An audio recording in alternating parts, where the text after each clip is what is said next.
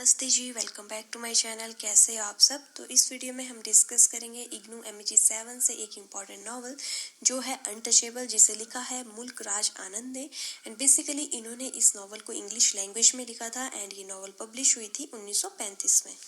And इस novel के बाद मुल्क राज आनंद को इंडिया का लीडिंग इंग्लिश ऑथर माना जाने लगा। एंड ये नॉवल मुल्क राज आनंद ने अपनी आंट से इंस्पायर होकर लिखी है, बिकॉज इनकी आंट ने एक बार मुस्लिम वुमेन के साथ खाना खाया था। तो मुस्लिम वुमेन की जो फैमिली थी, उन्होंने मुल्क राज आनंद जी की जो आंट थी उनके साथ एज एन आउटकास्ट बिहेव किया था। मतलब कि मुल्क राज आनंद जो है वो खुद भी एक लोअर कास्ट से बिलोंग करते थे।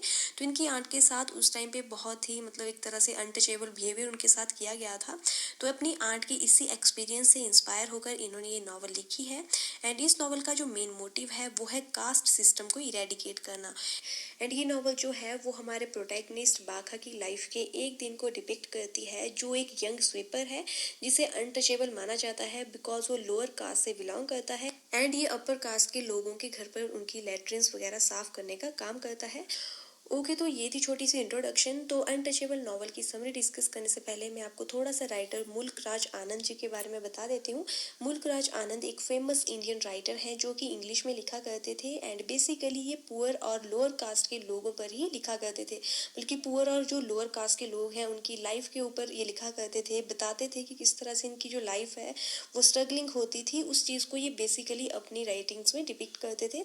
एंड इनका जन्म हुआ था 12 दिसंबर 1905 में पेशावर मतलब ब्रिटिश इंडिया में। एंड इनकी डेथ हुई थी 28 सितंबर 2004 में महाराष्ट्र इंडिया में। तो इनके कुछ फेमस वर्क्स हैं वो भी मैं आपको बता देती हूँ। तो सबसे पहले है कूली, सेकंड है द विलेज एंड थर्ड है अनटचेबल जो हमारा आज का टॉपिक है। एंड इसके अलावा जो इनको फेमस अवार्ड्स मिले हैं वो भी देख लेते हैं। तो सबसे पहले है साहित्य अकेडमी अवार्ड जो इनको 1971 में मिला है। सेकंड इनको 1967 में पद्म भूषण मिला है। एंड थर्ड 1953 में इन्हें इंटरनेशनल पीस प्राइज मिला है। मुल्क राज ने अर्ली एज में ही लिखना शुरू कर दिया था। काफ़ी टाइम पहले इनका जो लिटरेरी करियर था वो स्टार्ट हो गया था। एंड आनंद की जो मदर टंग है वो पंजाबी एंड हिंदुस्तानी थी, बट ये लिखते इंग्लिश में ही थे बिकॉज जो इंग्लिश पब्लिशर थे वो फिर इनकी राइटिंग्स की पब्लिकेशन को रिजेक्ट नहीं करते थे बिकॉज वो इंग्लिश में होती थी। अदरवाइज जो अदर लैंग्वेजेस के वर्क्स होते थे उन्हें इंग्लिश पब्लिशर्स जो थे वो पब्लिश नहीं करते थे, मतलब उनको रिजेक्ट कर दिया जाता था अगर कोई वर्क इंग्लिश में नहीं होता था। तो इसीलिए ये इंग्लिश में ही लिखा करते थे। ओके, तो ये था हमारे राइटर मुल्क राज आनंद के बारे में। तो अब हम डिस्कस करेंगे अनटचेबल नॉवल को। तो नॉवल की समरी डिस्कस करने से पहले मैं आपको अनटचेबल नॉवल की मेन कैरेक्टर्स बता देती हूँ। तो सबसे पहले है बाखा जो कि मेन प्रोटैगनिस्ट है। सेकंड है लाखा जो बाखा के फादर हैं। थर्ड है राखा जो बाखा का ब्रदर है। फोर्थ है सोहिनी जो बाखा की सिस्टर होती है। फिफ्थ है शरद सिंह जो कि एक हॉकी प्लेयर है। सिक्स्थ है कर्नल हचिनसन जो कि सैल्वेशन आर्मी का चीफ होता है। एंड सेवंथ है पंडित कालीनाथ जो कि सेक्सुअली असॉल्ट करता है सोहनी को, सोहनी यानी कि बाखा की सिस्टर को। तो ये थी हमारे मेन कैरेक्टर्स की लिस्ट। तो अब हम डिस्कस करेंगे अनटचेबल नॉवल की समरी। ओके, तो अनटचेबल नॉवल जो है वो मुल्क राज आनंद की फेमस नॉवल है जो बाखा की लाइफ के किसी एक दिन की स्टोरी को डिपिक्ट करती है। मतलब कि आपकी पूरी की पूरी नॉवल जो है वो बाखा के एक दिन में जो कुछ हुआ है उसी के बारे में हमें बताती है। एंड इसमें हम जानेंगे कि बाखा को एक पूरे दिन में क्या क्या फेस करना पड़ा। मतलब कि जिस दिन के बारे में आपकी ये पूरी की पूरी स्टोरी है, उस एक दिन में उसके साथ क्या क्या हुआ, क्या क्या उसने फेस किया, किस तरह का उसका ये दिन था, तो वो सब कुछ हम इस समरी में जानेंगे। ओके, तो बाखा एक यंग स्वीपर है जो बुलंदशहर में रहता है। बाखा एक अनटचेबल है बिकॉज ये लोअर कास्ट से बिलोंग करता है। तो इंडियन ट्रेडिशनल सोसाइटी में इसकी कास्ट के लोगों को अनटचेबल माना गया। इवन वो लोग जो हायर कास्ट से बिलोंग करते हैं वो इनकी कास्ट के लोगों को छूना तक पसंद नहीं करते हैं। मतलब कि इतना ज़्यादा पॉल्यूटेड मानते हैं हायर कास्ट के लोग लोअर कास्ट के लोगों को। एंड ये जो लोअर कास्ट के लोग हैं इनकी ड्यूटी होती है हायर क्लास और हायर कास्ट के लोगों की डर्टी लैट्रिन्स को साफ करना। मतलब कि इनसे मोस्ट पॉल्यूटेड वर्क्स जो है करवाए जाते हैं। तो बाखा जो है वो भी एक अनटचेबल है बिकॉज वो लोअर कास्ट से बिलोंग करता है। एंड बाखा जो है वो एक छोटे से मड से बने हुए हाउस में रहता है जहाँ सिर्फ एक रूम है। बाखा अपने फादर लाखा, अपने ब्रदर राखा एंड अपनी सिस्टर सोहिनी के साथ इस छोटे से घर में रहता है। लाखा जो है यानी कि जो बाखा के फादर हैं लाखा, वो टाउन के जो स्वीपर्स हैं उनके लीडर होते हैं। एंड बाखा की फैमिली एक इंडियन टिपिकल फैमिली है जहाँ एक ड्रीमिंग सन है, केयरलेस फादर है, हार्ड वर्किंग डॉटर है एंड स्ट्रगलिंग बोरिंग लाइफ है। ओके, तो नॉवल की स्टार्टिंग होती है बाखा के फादर से, जो उसे एक्यूज करके उसे उठा रहे होते हैं कि वो टाउन में जाए और टाउन के जितने भी हाई क्लास लोग हैं उनकी लेटरिन्स को क्लीन करके आए। तो स्टार्टिंग में जो बाखा है वो अपने फादर की एक्यूजिंग को अवॉइड करता है, बट बाद में ये एक हाई क्लास आदमी की आवाज़ पर उठ जाता है जिससे अपनी लेटरिन साफ करवानी होती है ताकि वो उसे यूज़ कर सके। तो ये आदमी होता है शरद सिंह। शरद सिंह जो है वो एक फेमस हॉकी प्लेयर होता है। तो इसके बाद जो बाका है वो शरद सिंह के कहने पर उठ जाता है और ये शरद सिंह के घर पर जाता है, उसकी क्लीनिंग की जो ड्यूटी है उसे पूरा करता है। बाका के काम से जो शरद सिंह है वो काफ़ी ज़्यादा खुश होता है एंड ये बाका को दोपहर में फिर से घर में आने के लिए कहता है ताकि वो बाका को हॉकी स्टिक गिफ्ट कर सके। तो बाका जो है वो ये सुनकर काफ़ी ज़्यादा खुश हो जाता है एंड ये मान जाता है कि वो दिन में फिर से आ जाएगा। तो अपनी इस मॉर्निंग शिफ्ट को ख़त्म करने के बाद जो बाका है वो घर वापस चला जाता है एंड इसे जोरों की प्यास लगी होती है एंड अनफॉर्चुनेटली घर में पानी की बूंद भी नहीं होती है। तो बाका की जो सिस्टर है सोहनी वो गांव के कुएं से पानी लाने जाती है एंड वहां पर ऑलरेडी लोअर कास्ट लोगों की पानी लेने के लिए लाइन लगी थी। बिकॉज ये जो लोअर कास्ट के लोग थे ये डायरेक्टली कुएं से पानी नहीं ले सकते थे, तो मतलब कि इन्हें कोई अपर कास्ट का इंसान खुद मतलब पानी दे सकता था तभी ये घर को पानी ला सकते थे। तो जो ये सोहनी है ये भी उस क्यू के आखिर में जाकर खड़ी हो जाती है। तो फिर टाउन का जो टेम्पल का जो पंडित होता है जिसका नाम है कालीनाथ वो वहाँ पर आता है एंड वो सोहनी के घड़े में पानी डालता है एंड सोहनी को टेम्पल की क्लीनिंग करने के लिए बोलता है कि भाई दिन में आना और टेम्पल की क्लीनिंग करके जाना। तो जो सोहनी है वो मान जाती है एंड फिर वो पानी लेकर घर जाती है।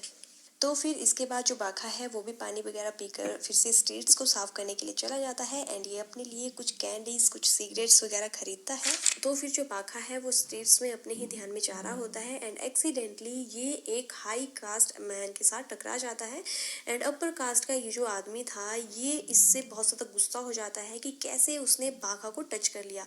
तो ये जो आदमी था ये बाखा को बहुत ज़्यादा एक्यूज़ करता है, उसको ह्यूमिलिएट करता है, इवन ये बाखा को स्लैप भी करता है सिर्फ इस छोटी सी गलती के लिए कि बाखा गलती से टकरा गया था, इसके लिए ये बाखा को थप्पड़ मार देता है। मतलब कि आप देख सकते हो कि अपर कास्ट के जो लोग हैं वो कितना ज़्यादा पॉल्यूटेड कितना ज़्यादा इंफीरियर सोचते थे लोअर कास्ट के लोगों को। तो फिर यहाँ पर काफ़ी देर वो इसको सुनाता है एंड फिर एक मुस्लिम वेंडर वहाँ पर आता है जो हिंदू कास्ट सिस्टम को नहीं मानता था एंड वो बाखा को यहाँ से बचाता है। तो इस इंसिडेंट के बाद जो बाखा है बहुत ज़्यादा दुखी होता है, बहुत ज़्यादा परेशान होता है, बहुत से इमोशंस जैसे कि एंगर, फ्रस्ट्रेशन, ह्यूमिलिएशन, हॉरर्स, ये सब चीज़ें जो इसके मन में चल रही होती हैं, कुछ समझ नहीं आता है कि उसके साथ ये क्या हो गया था। तो बाखा यहाँ पर समझ नहीं पाता है कि आखिर उसकी गलती क्या थी। तो इसके बाद जो बाका है वो टेम्पल जाता है एंड वहाँ पर वो देखता है कि जो पंडित है वो सोहनी को एक्यूज कर रहा होता है ये कहकर कि सोहनी ने उसको पॉल्यूट कर दिया है। तो जो सोहनी है वो काफ़ी ज़्यादा रो रही होती है एंड वो बाका को बताती है कि एक्चुअल में तो जो पंडित है वही उसको सेक्सुअली एक्सप्लॉइट करने की कोशिश कर रहा था। तो फिर बाका जो है वो पंडित को सुनाने लगता है बट जो सोहनी है वो उसको रोक देती है एंड उसको तुरंत वहाँ से चलने के लिए कहती है। तो फिर बाका यहाँ से सोहनी को फिर घर भेज देता है एंड सोहनी का जो बदले का काम है वो बाका करने के लिए जाता है। तो फिर जो बाका है वो गली गली घूमता है एंड खाने के लिए भीख मांगता है ताकि कोई उसे खाने के लिए कुछ दे दे जिससे वो अपनी फैमिली को कुछ खाने को लेकर जा सके। तो कोई भी बाका पर दया नहीं करता है। तो फाइनली जो बाका है वो भीख मांग मांग कर काफ़ी ज़्यादा थक चुका होता है। तो ये घर के सामने बैठता है एंड वहाँ पर इसको झपकी आ जाती है, कि इसको थोड़ी देर के लिए नींद पड़ जाती है। फिर वहाँ पर एक साधु आता है। साधु जो है उसकी आवाज़ वो साधु जिससे आवाज़ डाल रहे होते हैं, तो साधु की आवाज़ से जो बाका है वो उठ जाता है एंड फिर घर की जो मालकिन है वो बाका को उसके डोर पर बैठे हुए देखती है। तो वे बाका को काफ़ी ज़्यादा एक्यूज़ करने लग जाती है एंड उसको तुरंत वहाँ से हटने के लिए कहती है। तो बाका फिर वहाँ से हट जाता है एंड फिर जो अपर कास्ट की वुमेन है वो साधु को अंदर से कुछ खाने के लिए लेकर आती है एंड वो बाका को कुछ नहीं देती है एंड अपर कास्ट की जो वुमेन है वो बाका को भी खाना देने के लिए मानती है बट ये कंडीशन रखती है कि पहले बाका को उसके घर के सामने का जो एरिया है उसे साफ करना होगा। एंड जब बाका गार्डन की सफाई कर देता है तो जो वुमेन है वो उसे ऑर्डर देती है कि उसका बेटा अभी पॉटी कर कर आया है तो वो उसको भी साफ कर दे। तो जो बाका है वो इसे भी साफ कर देता है। लेकिन बाका का जो मूड था एक तो वो पहले से ही खराब था एंड ऊपर से अपर कास्ट वुमेन का ये जो बिहेवियर था ये बाका को और ज़्यादा फ्रस्ट्रेट कर देता है एंड बाका का मूड इतना ज़्यादा खराब हो जाता है कि वो गुस्से में अपना झाड़ू वहीं पर फेंक कर वहाँ से चला जाता है। तो फिर इसके बाद जो बाका है वो अपने घर जाता है एंड ये घर जाते ही अपने फादर लाखा को हाई कास्ट मैन के बारे में बताता है जिसने जिसने बाका को स्लैप किया था। तो जो लाखा है वो यहाँ पर अपने बेटे को समझाने की कोशिश करता है कि वो गुस्सा छोड़ दे, बिकॉज अपर कास्ट के जो लोग हैं वो उनसे मच मच मच बेटर हैं हर चीज़ में। तो ये उनकी ड्यूटी है कि वो अपर कास्ट के लोगों की सेवा करे, वो भी उनसे बिना कोई प्रश्न करे। तो लाखा जो है वो बाका को ये भी बताता है कि एक बार उसको यानी कि बाका को हाई क्लास डॉक्टर ने ही सीरियस इलनेस से बचाया था। तो फिर ये सब सुनने के बाद जो बाका है वो गांव में अपने फ्रेंड की सिस्टर की मैरिज को अटेंड करने के लिए चला जाता है। तो वहाँ पर वो अपने फ्रेंड्स को भी वो थप्पड़ वाला इंसिडेंट सुनाता है। तो ये सब सोचते हैं कि वो कैसे उस आदमी से रिवेंज लेंगे, बट इनको पता था कि ये जो इनका रिवेंज लेने का ये जो इनका सोचना है ये फ्रूटलेस ही होगा, मीन्स कि व्यर्थ ही होगा। मतलब कि अपर कास्ट के लोगों को जो लोअर कास्ट के लोग हैं वो कुछ भी नहीं कर सकते हैं। तो फिर शादी से आकर जो बाका है उसको याद आता है कि शरद सिंह के घर पर उसकी हॉकी स्टिक उसका इंतजार कर रही है। तो ये काफ़ी ज़्यादा एक्साइटेड होता है एंड ये शरद सिंह के घर पर जाता है एंड वहाँ से अपनी हॉकी स्टिक जो कि उसे एज गिफ्ट दी जा रही थी उसे ये रिसीव करता है। तो वहाँ पर जो शरद सिंह है वो बाका को उसके घर के अंदर बुलाता है एंड ये बाका को उसके घर की चीज़ों को टच करने देता है। एंड शरद सिंह पहला इंसान था जो बाका को अनटचेबल नहीं मानता था। तो शरद सिंह का ये जो नॉन डिस्क्रिमिनेटेड एटीट्यूड था बाका की और ये बाका को काफ़ी ज़्यादा इमोशनल कर देता है। मतलब कि बाका जो है काफ़ी ज़्यादा टस्ट फील करता है यहाँ पर। तो इसके बाद बाका जो है वो हॉकी स्टिक लेकर स्ट्रीट्स में हॉकी खेलने के लिए चला जाता है एंड वहाँ बाका का झगड़ा अपर कास्ट के लड़कों के साथ हो जाता है एंड ड्यूरिंग क्वेल एक यंग लड़का जो है वो इंजर्ड हो जाता है। तो जो बाका है वो तुरंत उस इंजर्ड लड़के को उसके घर पर लेकर जाता है। लेकिन वहाँ पर उस लड़के की जो मदर थी वो बाका को थैंक्स बोलने के बजाय वो बाका को एक्यूज करने लगती है कि उसने उसके बेटे को मारा है एंड वो इवन इस बात को भी बुरा फील करती है कि उसके बेटे को जो है एक अनटचेबल ने छुआ है तो उसका बेटा भी पॉल्यूटेड हो चुका है। तो इस इंसिडेंट के बाद बाका बिल्कुल ही टूट जाता है कि कैसे जो अपर कास्ट के लोग हैं वो उनकी वैल्यू को समझते ही नहीं है। मतलब कि एक तो उसने हेल्प की है ऊपर से उसको फिर भी एक्यूज किया जा रहा है। तो यहाँ पर जो बाका है उसको फिर से बुरा लगता है।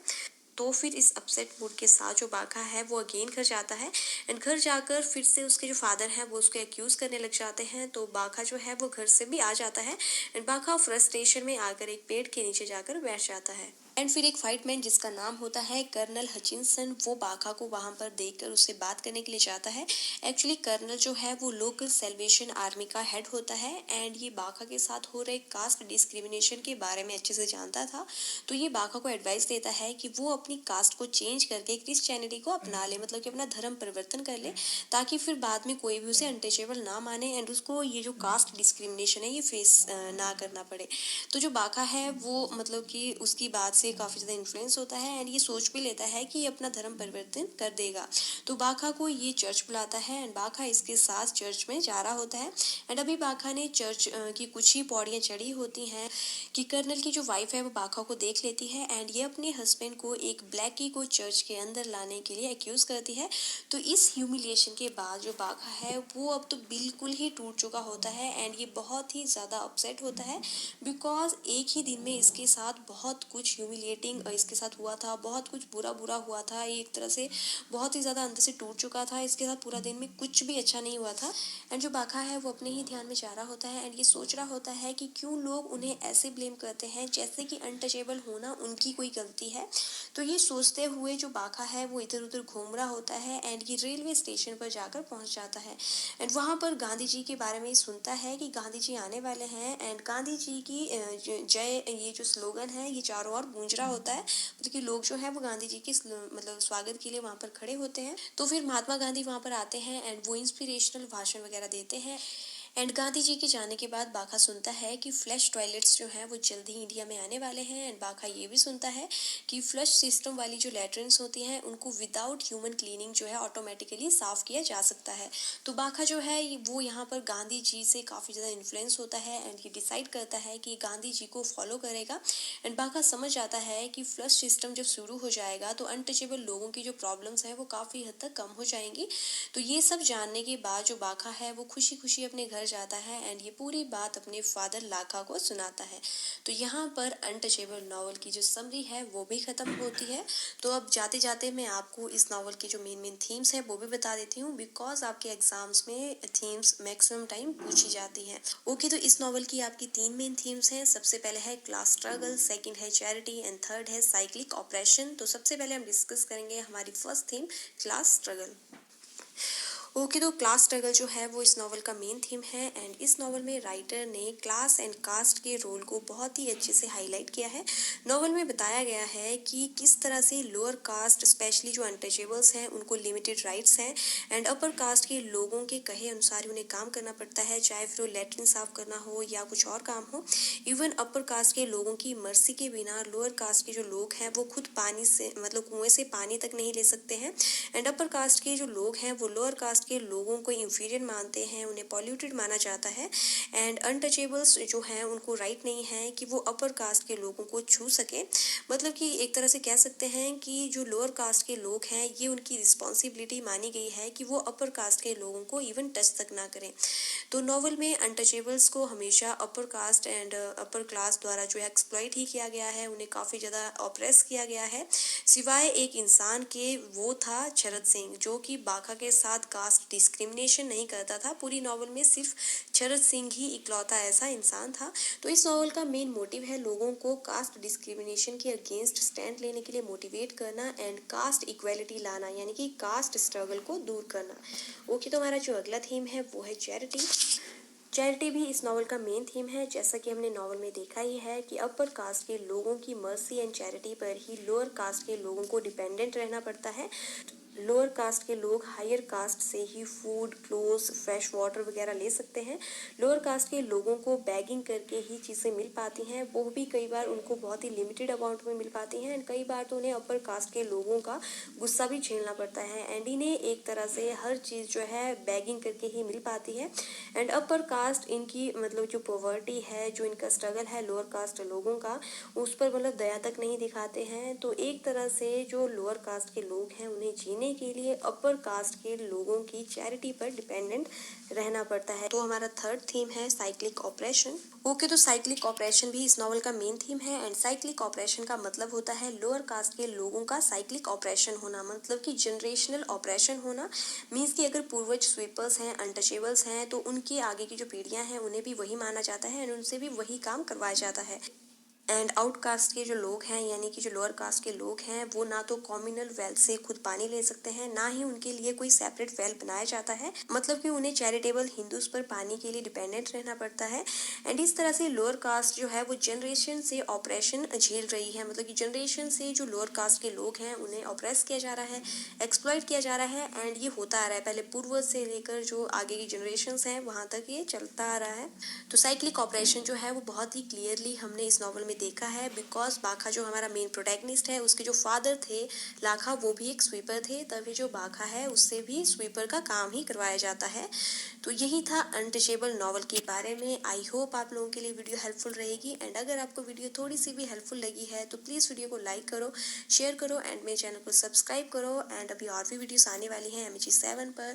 तो अगर आप चैनल को सब्सक्राइब कर दोगे तो आपको टाइमली नोटिफिकेशंस मिल जाएंगी। ओके, तो मिलते हैं हमारी नेक्स्ट वीडियो में। Till then take care, bye bye.